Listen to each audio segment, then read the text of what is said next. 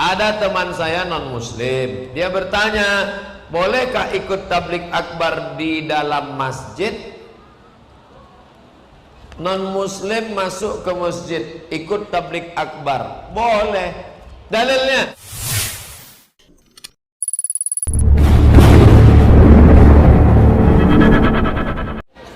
Assalamualaikum Pak Ustadz. Waalaikumsalam. Perkenalkan, nama saya. Tak boleh sebut, sensor. Apa hukum bagi lelaki berambut panjang? Laki-laki rambut panjang boleh. Nabi Muhammad tuh rambutnya panjang dari atas. Kami dulu belajar kitab namanya Asy-Syama'il Al-Muhammadiyah, ditulis oleh Imam Tirmidzi. Jadi panas terik. Saudi Arabia, Makkah, Madinah tuh panas terik. Kalau kepala tak ditutup, maka panasnya menyengat, bisa pusing kepala, dehidrasi, kurang cairan. Maka untuk menutupi supaya cahaya matahari tak kena, itulah mengapa orang Arab pakai sorban. 3 penutup kepala Nabi. Pertama, rambut. Rambut Nabi dari depan nih sampai ke belakang, panjang sampai ke belakang, nanti dipotongnya di sini. Potong. Oh, panjang ke belakang. Yang kedua, qalansuah, dipasang topi. Yang ketiga, imamah, pakai sorban. Kalau dililitkan di kepala namanya imamah. Kalau ditutupkan macam jilbab perempuan namanya ghutrah. Kalau diletakkan di tengkuk namanya burdah. Itu ditutup supaya tidak kena panas langsung kepala. Jadi yang berambut panjang, tarik sampai ke belakang, potong sini. Rambut panjang, mana rambutnya panjang, tarik dari sini kan sampai ke belakang. Ini jauh sini, potong. Rambut Nabi Muhammad sallallahu alaihi wasallam. Tapi jangan yang diikut rambutnya sembahyang subuh jam 8. Kalau mau ngikut Nabi itu total, ikut semua. Ustadz, apa solusinya jika di rumah ayah, ibu, mertua, adik ipar, istri kita tak sholat, sementara saya dan istri saya baru menikah dan tinggal sementara di rumah mertua? Carilah mertua yang sholat.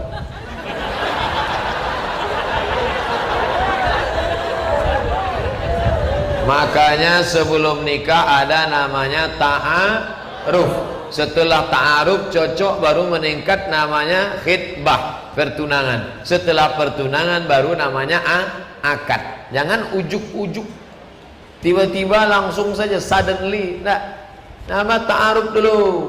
Pergi ke rumahnya dulu, tengok. Nampaknya jadi saya nikah sama dia, Buya. Kenapa? Asal waktu masuk azan. Asal waktu masuk azan. Yang azan itu siapa? Sekarang banyak juga asal masuk waktu azan. Yang azan Samsung, Nokia, Oppo. Sholat apa tidak dia? Sekarang yang mengeluh banyak, mertua mengeluh menantu tak sholat, menantu mengeluh mertua tak sholat. Itu yang Ustadz Somad sebut tadi kan, kalau sebelum terjadi. Kalau sudah terjadi, nasi sudah jadi tai ayam. Orang tak sembahyang, ibu cerita bubur ayam juga tuh. Man taraka salata muta'ammidan, siapa yang meninggalkan salat secara sengaja, faqad kafara jihara, kafirlah dia secara nyata. Like and share. Saya bukan nunjuk bapak ibu sana, saya nunjuk kamera. Nanti kirim ke bapak mertua. Pak, ini ada video mantap. Mana dia ini? Man taraka salata muta'ammidan, siapa yang meninggalkan salat secara sengaja, kafirlah dia. Kok tahunya apa anda salat? Entah. Nampak-nampaknya Buya kau nyindir ambo. Bagaimana membuat orang tua kita bisa mendapatkan hidayah? Orang tua kita bisa membimbing anak-anaknya ke jalan yang benar. Dilema. Ada anak-anak yang sudah hijrah tapi orang tua belum hijrah. Sampai-sampai apa kata emaknya? Kamu kenapa nggak pacaran? Nanti nggak laku. Dosa mak. Dosanya biar mama yang nanggung. Jangan pakai jilbab. Nanti kalau jilbab nampak tua. Yang laki-laki pula ayahnya melarang. Jangan pengajian. Itu Ustadz Somad tuh radikal tuh, teroris tuh. La ilaha illallah. Ustadz selembut ini dia bilang teroris.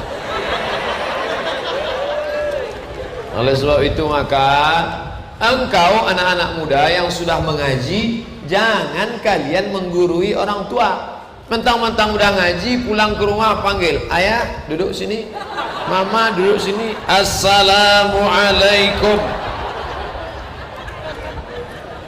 Sentuhlah hati mereka dengan akhlakmu, sentuhlah jiwa mereka dengan budi pekertimu, sehingga mereka tersentuh bukan karena cakapmu, bukan karena lidahmu, tapi karena akhlak, budi pekerti dan perbuatannya. Sentuhlah tepat di hatinya, dia akan jadi milikmu untuk selamanya. Tandai pula Buya.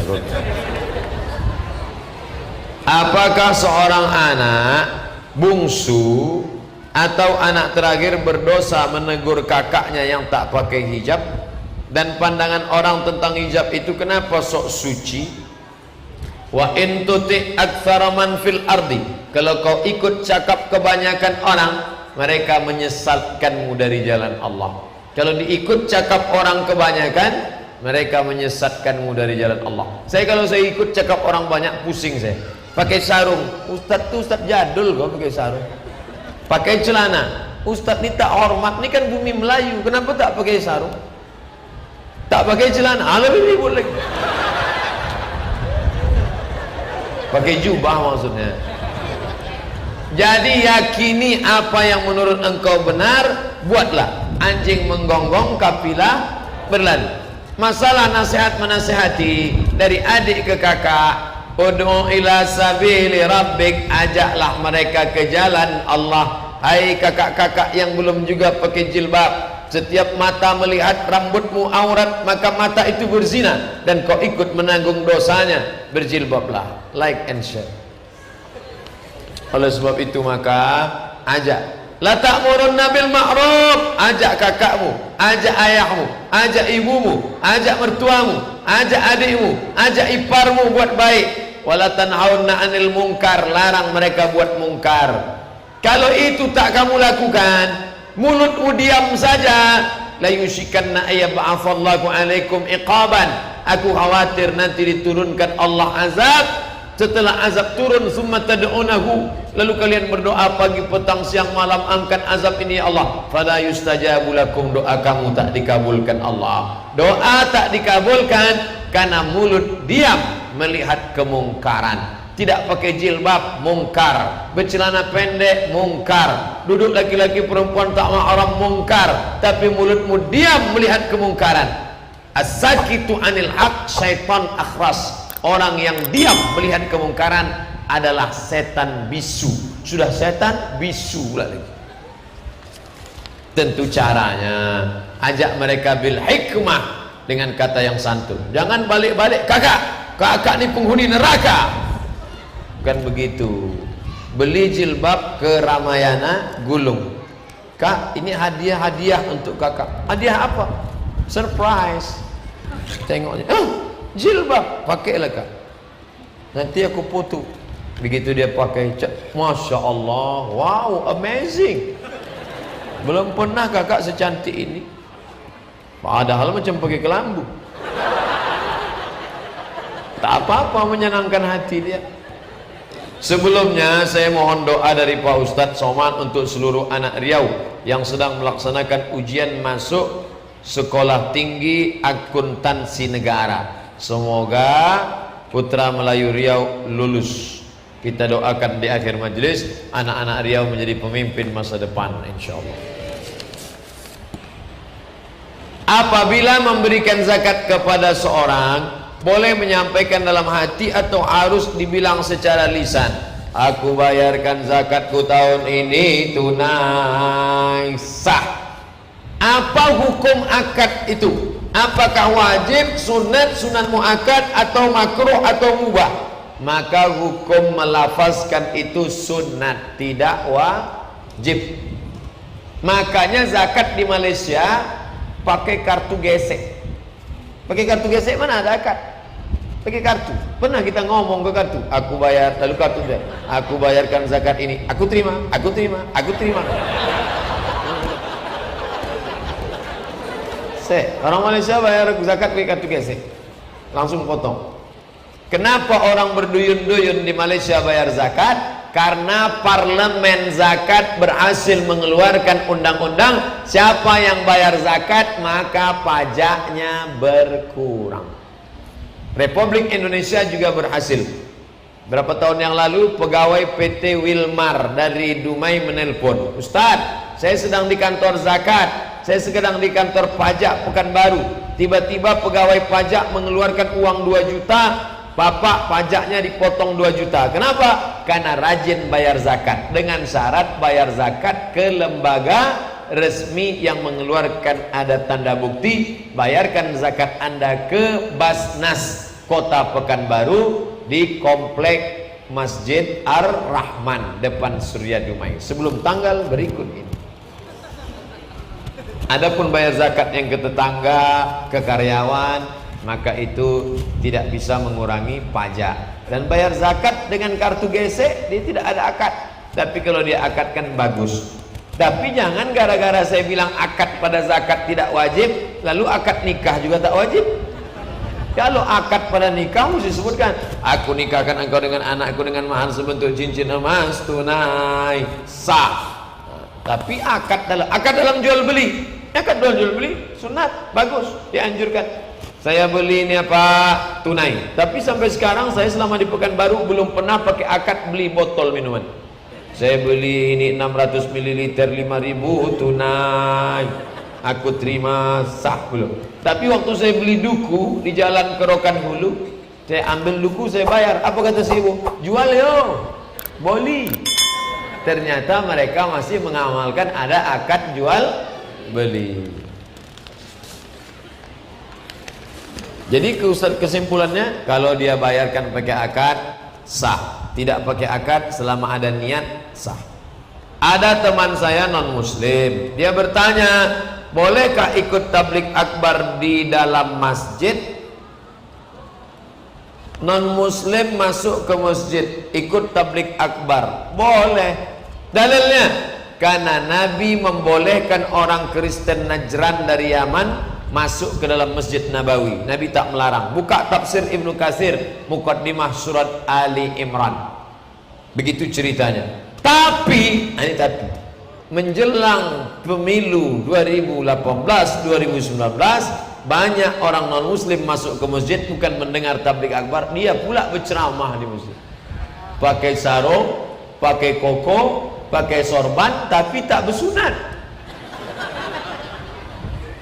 Apa tujuannya masuk ke dalam? Ingin mencari suara umat Islam. Padahal ngomong di mana-mana, jangan bawa-bawa agama dalam politik. Tapi kalau sudah musim politik, selalu bawa-bawa simbol agama. Yang tak pernah pakai jilbab pun jilbab, mendadak jilbab, dadakan jilbab. Ini menunjukkan suara umat Islam manis, suara umat Islam diperebutkan. Oleh sebab itu ingat, kejahatan terjadi bukan hanya karena ada niat dari pelakunya, tapi juga karena ada kesempatan. Waspadalah.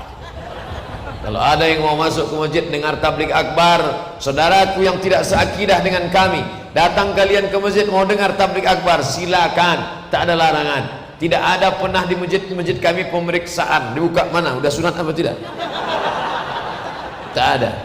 Silakan, tidak ada check out, cek lock di pintu-pintu masjid kami, tak ada. Tapi kalau engkau masuk hanya ingin menipu umat Islam, ingat, kalau tidak ada berada takkan tempua bersarang rendah. Kenapa tiba-tiba ngasih semen? Kenapa tiba-tiba ngasih sembako? Karena tempua sarangnya tinggi di atas batang kelapa. Tapi kalau sudah musim padi menguning, dia akan turun ke bawah. Paham? Kalau ada yang tak paham, minum. Karena orang kurang cairan payah nangkap. Bagi yang baca Quran, Allah naikkan derajatnya. Tapi ada juga laknatnya. Apa maksud laknat untuk yang baca Quran? Rubbatalil Quran wal Quranu yal'anu. Berapa banyak orang baca Quran tapi dilaknat Quran. Apa maksudnya Ustaz? Dua. Yang pertama, makharijul hurufnya tak betul. Qul huwallahu ahad. Itu bukan kul, qul huwallahu ahad. Katakan Allah itu esa. Tapi kalau pakai kul huwallahu ahad, makanlah Allah itu. Allah disuruhnya makan. Alhamdulillah saya tak pernah salah Pak Ustaz. Kenapa? Tak pernah baca Quran. Lebih salah lagi. Jadi dalam proses latihan silakan ada a, ada la, ada Allah, ada za, ada ja, ada za, ada za, ada Allah. Itu tak ada dalam bahasa kita. Ada za, ada sa, ada sya, ada so. Siapa ceramah tadi? Ustaz Somad. Salah.